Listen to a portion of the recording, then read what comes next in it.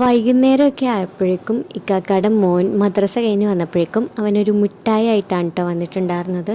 എനിക്ക് കണ്ടപ്പോൾ കിൻഡർ ജോയ് പോലെയാണ് തോന്നിയത്. ഞാൻ വിചാരിച്ചു കിൻഡർ ജോയ് പോലെ ആയിരിക്കും ഉള്ളിൽ എന്ന് വിചാരിച്ചു. ഇത് എത്ര പേര് കഴിച്ചിട്ടുണ്ടെന്ന് വെച്ച് കഴിഞ്ഞാൽ കമൻറ്റ് ചെയ്യണേ. അങ്ങനെ ഞാനത് തുറക്കാൻ വേണ്ടി നോക്കിയിട്ടുണ്ടായിരുന്നു, പറ്റുന്നില്ല. ലാസ്റ്റ് ഞാൻ അവൻ്റെ കയ്യിൽ തന്നെ കൊടുത്തു. അപ്പോൾ അവൻ എന്നോട് പറഞ്ഞു ചോക്ലേറ്റ് കഴിച്ചോ, അവന് ടോയ് മതി എന്ന് പറഞ്ഞു. ഞാനാണെങ്കിൽ ഓക്കേയും പറഞ്ഞു. അങ്ങനെ ചോക്ലേറ്റ് കഴിച്ച് നല്ല ടേസ്റ്റ് ഉണ്ടായിരുന്നു കേട്ടോ. ഇതിൻ്റെ ഉള്ളിൽ കിൻഡർ ജോയിൻ്റെ ഫില്ലിംഗ് ഒന്നും അല്ല, കുറച്ച് ചോക്ലേറ്റ് വൈറ്റും ഡാർക്കും ചോക്ലേറ്റും പിന്നെ കുറച്ച് ബിസ്ക്കറ്റായിരുന്നു.